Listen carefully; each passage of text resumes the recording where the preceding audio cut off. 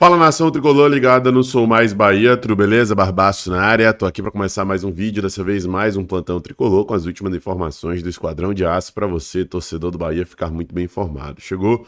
Deixa o like, se inscreve, ativa o sino, no mínimo 3 conteúdos por dia, claro, compartilha com geral para dar aquela moral que é extremamente importante pra gente. Primeiro destaque do nosso plantão tricolor de hoje está na sua tela. Vamos começar o nosso vídeo falando de valores, meus amigos. Vamos começar o nosso vídeo falando sobre valorização, vamos falar sobre grana, sobre bambá, sobre dinheiro. A galera da cbahia.com destacou um estudo que foi feito recentemente mostrando que o Bahia se tornou o 12º clube mais valioso do Brasil, avaliado em 1,7 bilhão de reais, tá? O crescimento foi superior a 100% em relação ao ano passado e foi feito através de um estudo de valuation do futebol brasileiro em 2025. O Esquadrão ocupa a 12ª colocação no ranking nacional, com valor estimado em 1 bilhão 783 milhões, de acordo com a Sports Value, empresa especializada em marketing esportivo, brand, patrocínios, valuation e insights do Brasil.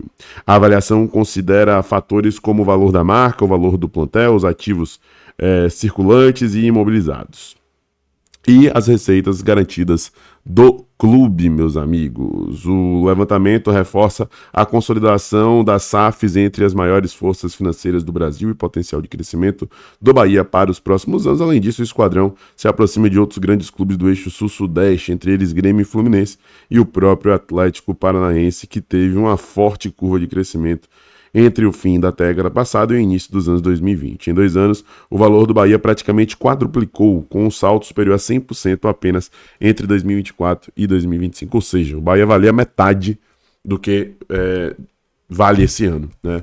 Que mostra um crescimento considerável. Eu sei que hoje o torcedor, ele já não é mais esse que, como antigamente, ficava se preocupando com essas questões financeiras, né?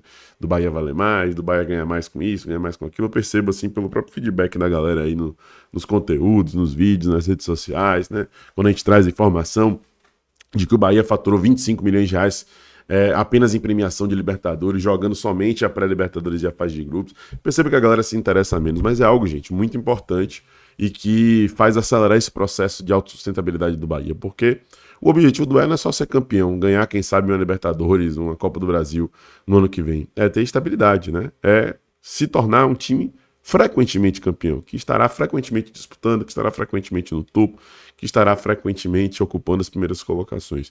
A intenção é essa, né? Então, seguindo esse objetivo, sem sombra de dúvidas, ter essa estabilidade, esse reconhecimento, esse ganho financeiro, contribui bastante para isso. E um jogador que, dentre esses ativos do clube, valorizou muito e hoje aparece ali, se a gente parar para analisar de todas as posições, né, o jogador do Bahia mais valorizado em uma posição é o nosso querido Santiago Ramos Mingo. E ele aparece ali como o 3º zagueiro mais valorizado do futebol brasileiro, atrás de Léo Ortiz, que é um absurdo de zagueiro, né, do Flamengo, convocado para a seleção brasileira, e atrás de Fabrício Bruno, também convocado para a seleção brasileira, um avaliado em 15 milhões de euros, outro em 12 milhões de euros, e Mingo, avaliado em 11 milhões de euros, à frente de Vitão, de Léo Pereira, que fez gol, inclusive, agora contra o Pirâmides no Mundial, no Intercontinental, Robert Renan, David Ricardo, Carlos Cuesta, Vitor Gabriel Freitas. Temos o nosso querido Santiago Ramos Mingo subindo, escalando nesse ranking, né?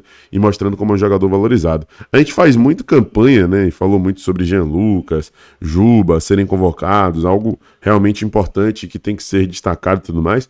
Mas assim, acho que já passou da hora da gente também fazer campanha para Mingo ser lembrado pela seleção argentina, né? Jogador de alto nível, né? Muito técnico, muito qualificado, executa muito bem a sua função, um cara acima da média aí para a realidade do futebol brasileiro. Enfim, legal a gente trazer esse tipo de dado, esse tipo de número.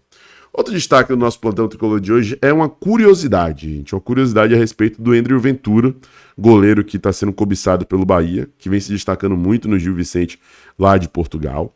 O Andrew Ventura, para quem não sabe, né, o Michael Douglas lá do BNews trouxe, ele é irmão mais novo do Andrei Ventura, aquele que foi carrasco do Bahia no Nordestão de 2018, goleiro na época do Sampaio Corrêa, né? Ele é mais velho, mais experiente do que o Andrew, e enfim, são irmãos, chama atenção aí esse fato, né? A mãe deles, inclusive, infelizmente, faleceu no ano de 2024.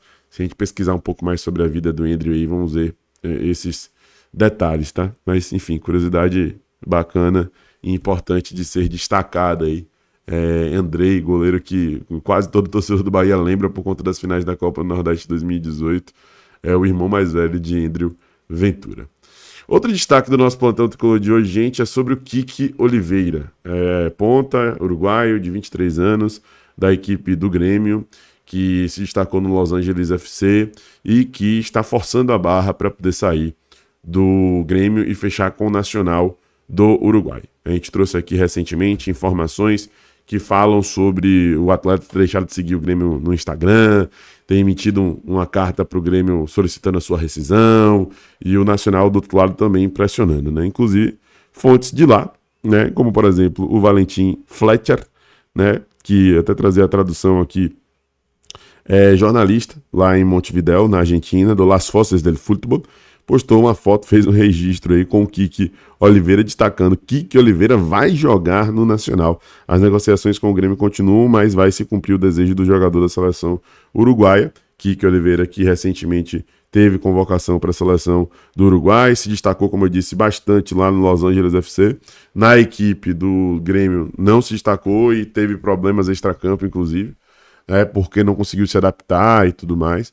Mas, enfim, a galera forçando a barra aí, e ele, inclusive, forçando a barra para poder ir para o Nacional do Uruguai, mas como a gente tem destacado, né?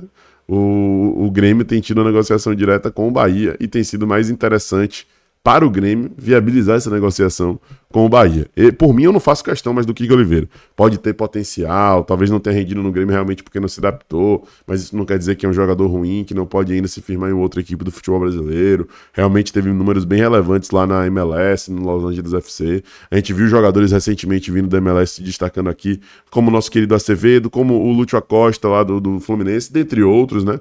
Então, tem tudo isso para se levar em consideração, mas está muito claro que ele tem o desejo de ir para uma outra equipe, que é o Nacional, né? E está muito claro também que ele está forçando a barra para isso, né? Isso não quer dizer que ele, se acertar com o Bahia, vai vir insatisfeito, mas existe a possibilidade aí de termos problemas no futuro, né? E talvez esse investimento que a gente virá a fazer aí, pode vir a fazer, não se justificar. Então, é um tipo de situação que realmente tem que ser levada em consideração. Por isso que eu tenho trazido vídeos, né, levantado essa pauta, essa temática. Estou aqui acompanhando os detalhes, pesquisando minuciosamente para poder trazer para vocês absolutamente tudo, porque tem muitas coisas para serem analisadas para além do campo, né? E o jogador, com as suas atitudes fora do campo, mostra muito sobre como ele pode performar dentro de campo. Então acho que é importante a gente fazer esse tipo de acompanhamento, esse tipo de análise um pouco mais aprofundada. Meus amigos, minhas amigas, lembrando que hoje tem evento às 18 horas, lá na Baixa de Quintas, na quadra do Seu Babinha, quadra que foi feita em homenagem ao pai de Acelino Popó Freitas, tetracampeão mundial, o FMS Fight Night 8, organizado pela BetSul, sua bet de Norte a Sul. Serão 8 lutas imperdíveis. Então, quem é da Baixa de Quintas aí, chega junto, prestigia, acompanha. Meus amigos, é isso. Se gostou do vídeo, deixa seu like, se inscreve, ativa o sino e compartilha. Um abraço, até a próxima. Eu sou Mais Bahia, eu sou Mário Nordeste. E você?